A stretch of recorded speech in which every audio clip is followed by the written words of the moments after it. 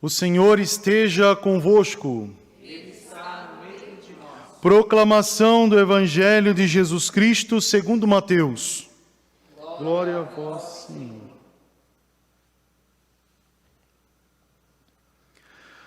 Naquele tempo, Jesus foi à região de Cesareia de Filipe e ali perguntou aos seus discípulos: quem dizem os homens ser o Filho do Homem?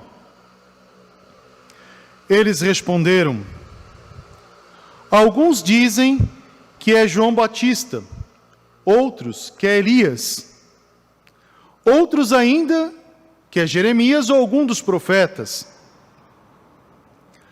Então Jesus lhes perguntou: e vós, quem dizeis que eu sou? Simão Pedro respondeu: tu és o Messias, o Filho do Deus vivo. Respondendo, Jesus lhe disse: feliz és tu, Simão, filho de Jonas, porque não foi um ser humano que te revelou isso, mas o meu Pai que está no céu. Por isso eu te digo que tu és Pedro, e sobre esta pedra construirei a minha igreja, e o poder do inferno nunca poderá vencê-la. Eu te darei as chaves do reino dos céus. Tudo que tu ligares na terra será ligado nos céus. Tudo que tu desligares na terra será desligado nos céus. Jesus então ordenou aos discípulos que não dissesse a ninguém que ele era o Messias. Palavra da salvação. Glória a vós, Senhor. Podemos sentar.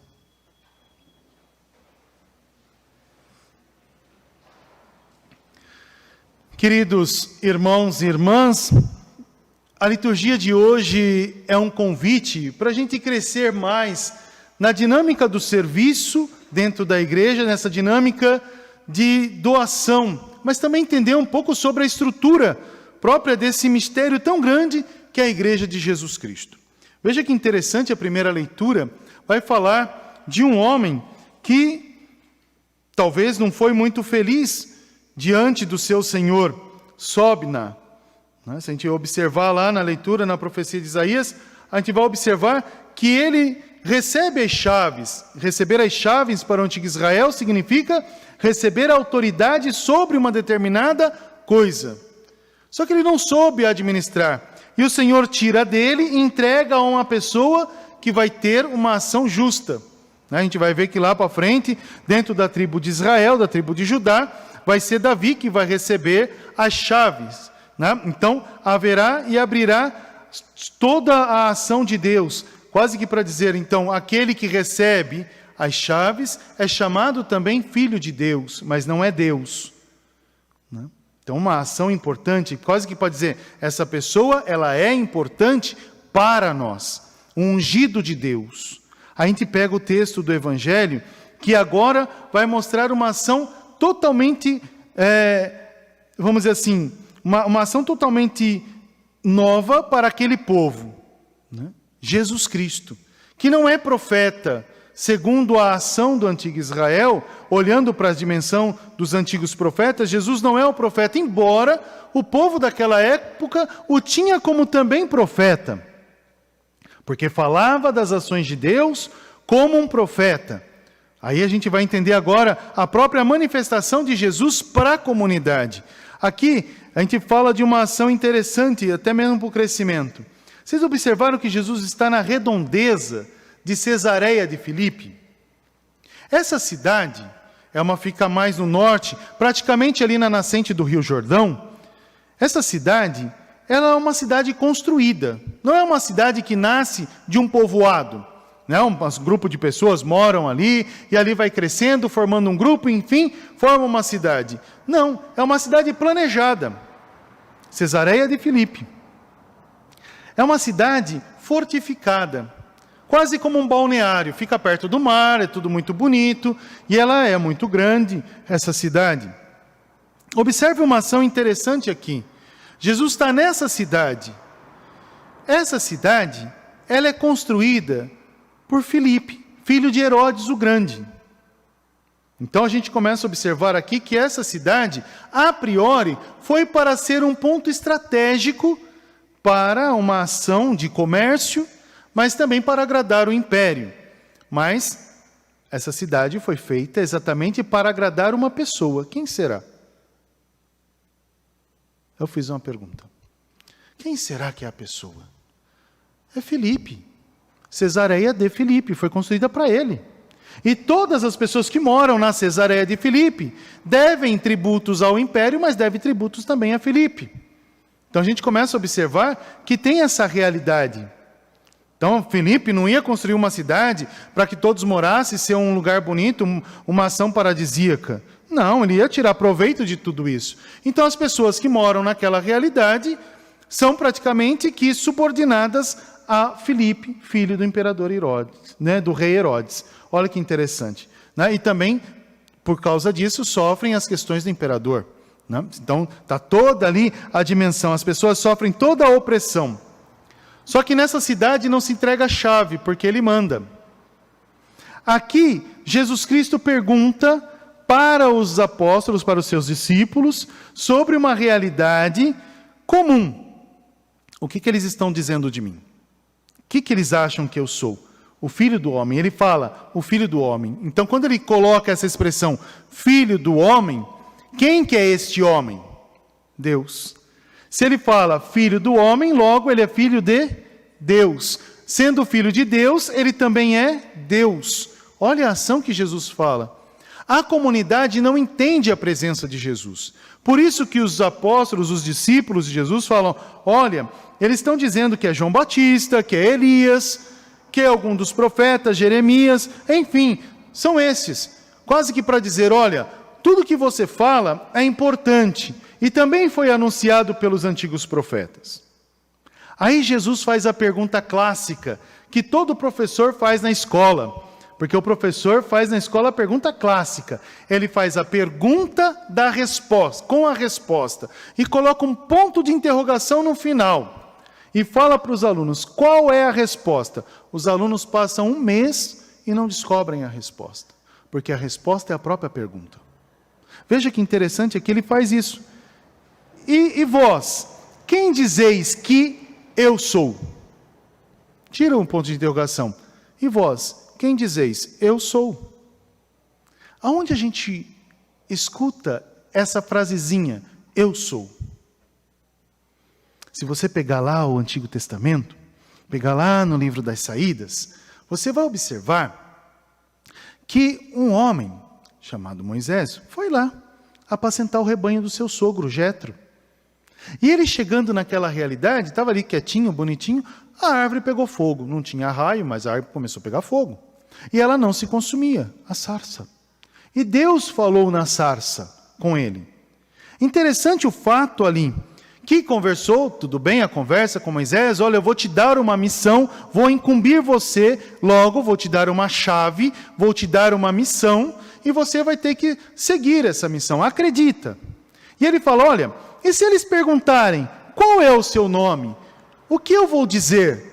Qual foi a resposta que Deus deu para Moisés?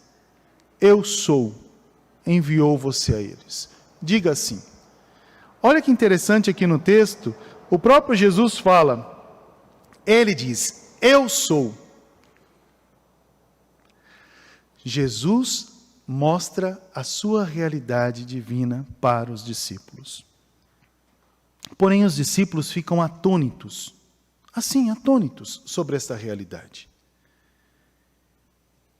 Pedro, assumindo a comunidade, responde. Pedro tem medo, viu, gente? Mas ele responde. Ele fala, olha que ação bonita. Tu és o Messias, o Filho do Deus vivo.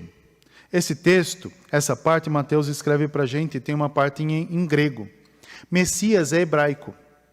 Messias significa o enviado de, ungido. Messias também era dado aos profetas, também era dado aos reis, né? Então aquele que é ungido por Deus, Davi, foi ungido por Deus, pelo profeta, escolhido por Deus. Então o profeta unge e Davi se torna o rei de Israel. Agora você observa esta realidade, ungido de Deus, aí vem a novidade, filho do Deus vivo. Quando ele fala filho do Deus vivo, é diferente dos reis do antigo Israel. Porque filho de Deus vivo é só dado aos anjos. Filho de Deus, sou filho de Deus, você é filho de Deus. Agora, filho do Deus vivo, mostra essa realidade transcendente, maior. Por isso que ele fala, tu és ungido. E aqui Messias, traduzido para o grego, Christos, e para o latim, Cristo. Tu és o Cristo, o Filho do Deus vivo. Então é Deus próprio que te ungiu. Não enviou profeta. Você é Deus conosco. O verdadeiro Emanuel. Então mostra esta ação. Pedro professa essa fé com toda a sua existência. Por isso que o próprio Cristo vai dizer, não foi homem que te revelou isso, foi o meu Pai, pela ação do Espírito Santo. Então Pedro, aqui mostra que Pedro está cheio do Espírito Santo. E cheio do Espírito Santo proclama. Nós também recebemos esse Espírito Santo pelo batismo e pelo crisma. Então, também cheio do Espírito Santo, professamos essa fé. Porém aqui é dado agora uma dimensão primaz. Tu és agora o primeiro, Pedro. A mesma missão que ele dá aos apóstolos, fala a Pedro, mas agora dando a Pedro num sinal de colegiado. Você é aquele que vai receber as chaves do reino dos céus. Olha que importante. Se eu falei que reino, a chave, é uma ação que é administração sobre uma determinada realidade, agora Pedro administra o céu e a terra. Ele tem o poder dado por Deus em Jesus Cristo. Tudo que você desligar na terra será desligado no céu. Tudo que você ligar na terra será ligado no céu. Então Pedro é essa ponte de unidade. Olha que mistério importante. E aqui ele fala sobre uma realidade. Ele fala o nome de Pedro. Simão, filho de Jonas, dá uma descendência a Pedro. Agora você se torna Quefá. Quefá significa pedra. Então você é pedra. E sobre essa pedra eu vou enfiar a minha estaca, o fundamento, a minha igreja. E nenhum poder do inferno vai poder destruí-la. Nada, o inferno não vai poder abalar essa igreja. É interessante esse fato, porque a igreja agora está em cima, a igreja de Cristo foi construída em cima dessa realidade. Pedro, sobre essa pedra eu vou construir a minha igreja. Um carinho de Deus. E essa pedra, ela vai dar o ponto de equilíbrio. A gente vai chamar, se a gente pegar assim, eu não sou arquiteto, mas quando a gente estudou aquela parte de história e vendo e trabalhando bastante, a gente agiu bastante na igreja, nos bens culturais, né? Caminhei bastante nos bens culturais da igreja, aprendi um pouquinho desta ação. Quando você vê um arco de uma igreja, a gente olha aquele arco da igreja tão bonito, aqueles arcos antigos, feito com pedras, aquela pedra bem no meio do arco chama pedra área. Tira aquela pedra, todo o arco cai. Parece que aquela pedra é colocada no ângulo certo e ela joga distribui os pesos e o telhado fica.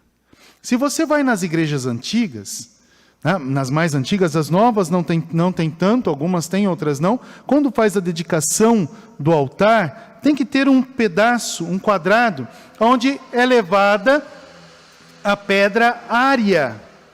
A pedra área tem uma relíquia de um santo, ou uma relíquia, né, dentro da igreja, própria, uma ação, e é colocada ali, sobre aquele altar, a pedra área. Para quê?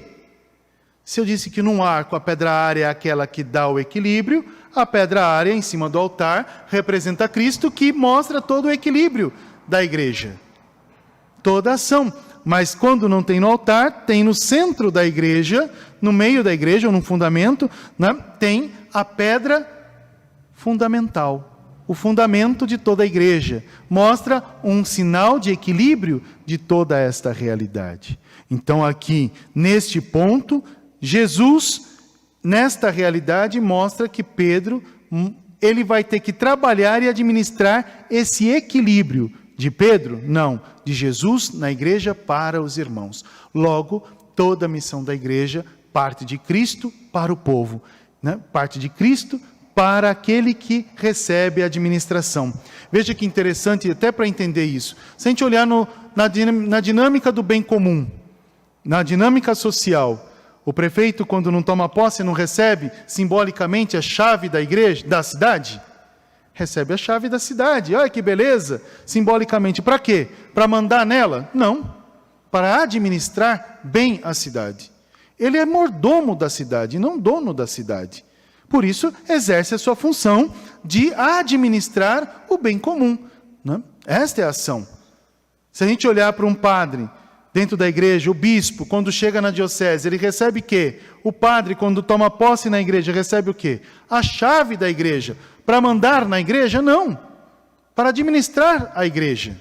É um mordomo dela. Está a serviço de Cristo nos irmãos. Essa é a ação importante. Quando a gente olha a dimensão da vocação pastoral em nossa igreja. O que é uma dimensão pastoral na igreja? É diferente de uma ação de voluntariado. Né? Antigamente as pessoas às vezes falam assim, vou fazer minha boa ação, vou ser voluntário na igreja. Ser voluntário na igreja, pronto, fiz a minha parte, fui reconhecido pelo todo, estou feliz, ganhei a minha recompensa. O que é ação pastoral dentro da igreja? Uma ação pastoral, fazer pastoral na igreja, não é voluntariado, mas é esta ação de estar a serviço de Deus nos irmãos. Quem recebe a graça? Não sou eu, é Deus, porque faço para Deus no serviço ao próximo. Então não é voluntariado, é missionariedade. O Papa exerce essa missão, e por ser o primaz, Pedro, para nós, ele tem a primeira característica dele, enquanto governo, é essa. Eu tenho que ser exemplo, não tenho que ser servido, mas estar a serviço de Cristo, por isso chamado vigário de Cristo, como Pedro, a serviço da própria comunidade. Olha a missão importante, e não perder a sua ação de governo. Então essa é a ação da igreja. Veja que antigamente a igreja tinha uma estrutura quase como piramidal, para ficar fácil de entender. O Papa, daí vem os bispos nas suas hierarquias, os padres, os diáconos e o povo de Deus. Nós tivemos a alegria de ter o Concílio Vaticano II. E a igreja caminhou sobre esta ação. Né? Mas no Concílio Vaticano II, a igreja olhou quase que para esse texto novamente e ressurgiu, reavivou a chama desse amor. Se a gente coloca lá, está certo, tem o governo, e o governo chega às suas bases. Da ponta desce as bases. O concílio fala, não, vamos fazer de forma nova. A base é o povo de Deus. Então vamos fazer diferente. Se o Papa é aquele que tem que ser o vigário de Cristo e o ponto de equilíbrio, e se ele é chamado de Pedro, e Pedro quer dizer uma pedra, e sobre essa pedra vou edificar, vou construir a minha igreja, então vamos fazer de forma diferente? O que o Concílio Vaticano II fez? Olha para essa pirâmide. O Papa não está na ponta? E a base não é o povo? Vira de cabeça para baixo. Quem que fica na parte de baixo? O Papa. E na parte de cima? O povo. Então, o Papa não é aquele que é sufocado pelo povo, mas pelo seu exemplo, como um raio, como uma ação de louvor aos céus, como um incenso de louvor aos céus, mostra o equilíbrio de toda essa pirâmide e ela não cai. Por isso que nós temos que nos unir ao Sumo Pontífice. A unidade da ponta dessa base para o topo mostra a beleza da igreja. Aquele que é chamado a ser o administrador ele tem que estar no equilíbrio da realidade, e não somente no prestígio de ser o poder. Olha que ação diferente. Não estar para ser servido, mas no seu serviço servir a todos, no equilíbrio e no amor, porque o dom e a divindade vêm de Deus. Por isso que quando a gente fala de uma dinâmica pastoral, às vezes as pessoas falam assim, mas eu não tenho estudo para ser pastoral, a fazer uma pastoral na igreja. Não precisa, porque a graça supera todo o conhecimento. Por isso que o Papa, é o vigário de Cristo, o bispo de Roma. Ele não é só porque tem um calendário de currículos enormes. Não, primeiramente tem que estar aberto à moção do Espírito Santo. Se você não estiver aberto ao Espírito Santo, não consegue agir na igreja, não consegue fazer bem todas as coisas. Experimenta isso em casa. Né?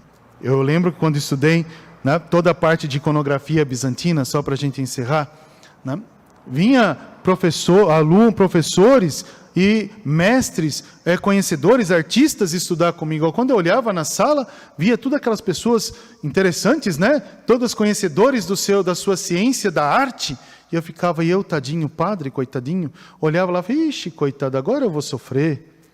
Eu lembro o meu falecido professor, Ego Sandler, ele chegou e falou assim, tudo que vocês sabem, deixem do lado de fora.